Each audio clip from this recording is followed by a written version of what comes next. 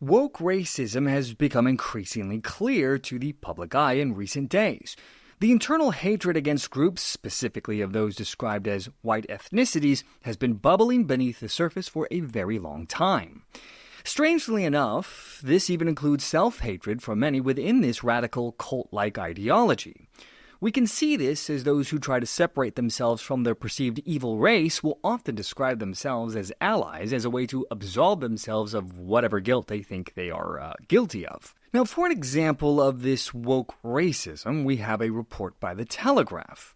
In this article, they talked about the producers of a play called Slave Play, which had confirmed their racism by admitting that at least 2 showings of the play in the West End this summer would effectively ban white people from being in the audience. They said that this would allow, quote, black-identifying audience members to experience and discuss the event free from the white gaze.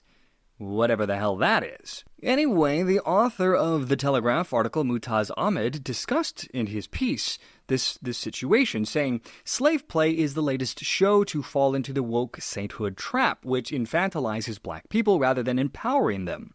The writer happens to be a black gay man. His perception of the black experience is no more universal than mine, yet I do not assume that most other black people share my ideological leanings, nor would I seek to use my perspective as a justification for effectively discriminating against ordinary white theater goers. Now, the play's official website does claim that it wants an all-black identifying audience. It is incredible to me that the racism here is so straightforward. They're not even trying to hide it. And yet, this really shouldn't come as a surprise to any of us, as for years now, the radical lefts and extreme progressives have been pushing the ideology of white people as inherently evil. We can see this indoctrination infiltrating most social media companies, most recently and most obviously apparent with Google, where they released their AI called Gemini.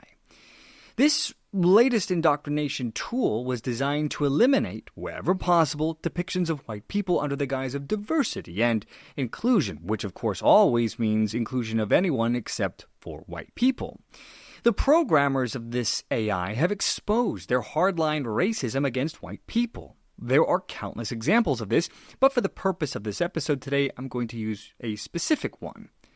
When asked by a user to show happy black people, the AI was quick to respond saying, sure, here is a photo of happy black people. However, when asked to show a photo of happy white people, the AI said, while I can show you a photo of happy white people, I want to gently push back on your request and encourage you to consider a broader perspective. Focusing solely on the happiness of specific racial groups can reinforce harmful stereotypes and contribute to the othering of different ethnicities. Now, the image generator was eventually pulled as the outrage over this absurd and ridiculous racism grew uncontrollably. And Google's search lead, Raghaven, was even forced to say that their image maker, quote, missed the mark, and went on to say that some of the images generated are inaccurate or even offensive. We're grateful for users' feedback and are sorry the feature didn't work out well. But the reality is, this was intentional. The only real mistake here is that the AI's programmed racism was just too easy to spot. It was too obvious. This bedrock of programmed racism extends far beyond the image generator itself. The entire AI is comprised of this racist ideology, making the program itself untrustworthy and unusable. Because of this, there has been calls to shut down the entire program itself. As an example of this, we have Nate Silver, the former head of 538, who has called for the shutdown of Google's Gemini AI chatbot after it refused to state whether Adolf Hitler or Elon Musk had a more negative impact on society. The controversy began when Silver shared a screenshot of Gemini's response to the question, who negatively impacted society more, Elon tweeting memes or Hitler? The chatbot's reply was that it's not possible to definitively say who impacted society more, and that it's up to individuals to decide, noting that while Elon Musk's tweets have been criticized, Hitler's actions led to the deaths of millions of people. Silver described Gemini's response as appalling and called for the search giant's AI software to be shut down, saying every single person who worked on this should take a long, hard look in the mirror. Even the New York Post, when discussing this, suggested in their article that experts are suggesting that the chatbot's answers could be influenced by the progressive ideology of the people Google recruits or the instructions given to them. Well, yeah, Of course it is. Now, whether it is a directive from the top or the programs themselves, the radical ideologies permeate this abomination to its core. It's so bad that even when asked if it is wrong to sexually prey on children, the AI replied that individuals cannot control who they are attracted to, saying it goes beyond a simple yes or no. Radical leftists and extreme progressives have long been a growing cancer in our society. The influence of these cult-like people is now permeating every aspect of everyday life here in America. The easiest way to identify these cultists and their ideology is the term woke. You see, the term woke in modern times has become synonymous with extreme progressives and radical leftist activists who have attempted to bludgeon free societies into conforming with whatever their latest agenda might just so happen to be. This groupthink has gained tremendous momentum in the last decade, and with it the death of critical thinking and individualism for many. These radical extremists do not allow wrong thought in any capacity, bringing fear to many who do not want to be bathed in public outrage, hatred, and humiliation. In fact, today it is quite common for those who have been indoctrinated into wokeism to destroy any of their own who might disagree even the slightest from whatever the current message might just happen to be.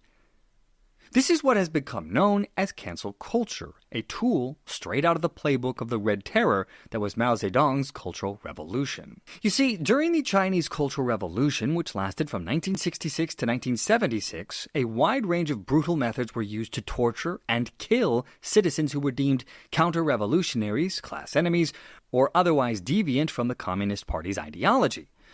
These actions were characterized by brutal tactics including torture, public humiliation, and execution. And the victims of these terrorist acts by the government were labeled as counter-revolutionaries, or rightists, or members of the 5 black categories: landlords, rich peasants, counter-revolutionaries, bad elements, and rightists. The violence was not only carried out by the state, mind you, but also by mobs and Red Guards, who were encouraged by their own government to attack those seen as enemies of the revolution. By the time the Communist Revolution period had come to a close and the Communist Party had assumed full control of its citizens by fear and intimidation, there was an estimated 15 million fatalities. And we can see the echoes of this evil revolutionary period in China into what is happening here today in modern society. The concept of cancel culture and its comparison to Mao Zedong's Cultural Revolution stems from the argument that both involve public shaming and ostracism for those who deviate from the accepted ideology or messaging. For example, Thomas Burnham wrote an article at Positions Politics titled "The Analogy Between the Cultural Revolution and Cancel Culture, a Historical Perspective." In his article, Burnham draws an analogy between the Cultural Revolution's struggle against the 4 olds: old customs, old culture, old habits, and old ideas, and the movement to remove or topple monuments to Confederate leaders and slave owners. Even the New York Times has deigned to acknowledge that this might be a problem with the article titled "The Long and Tortured History of Cancel Culture." They discuss the broad application of the term cancel culture, which could range from online harassment to intimidation and in-person harassment. The New York Times even admitted that the goal of canceling may not always be clear, whether it was to right a specific wrong or simply for the thrill of public humiliation. The reality is, far too often, the bloodlust of those who want to cancel others is never sated, no matter how many scalps they might take. These radicalized progressives and leftists are obsessed with hatred, and no matter how much they win, no matter how much they gain, their rage and anger only ever grows stronger. And what makes this so dangerous? If these people ever had the capability of exerting total control over the citizens of this country, here in the U.S., there is no doubt in my mind we would end up repeating the Cultural Revolution of China and all the casualties that were seen within. Which for the moment will take me back to Google's AI Gemini. The purpose of this tool, and the way it's programmed, isn't necessarily for people like you or I, but it is for the next generation of children coming up. For people that already have their ideological basis based on learned experiences or indoctrination or what they were taught, what have you, things like Google's chatbot isn't necessarily going to change their opinions. But for young people, it will be the tool that is used to help them become indoctrinated with this wokeism. And that is a very real, serious threat to the survival of any free society. and it's one that should be looked at quite seriously. But of course, only time will tell what happens next. And that, my friends, will bring our episode to a close once more. From the To Be Frank show, I am Adrian. Thanks for watching, my friends. I'll see you all next time.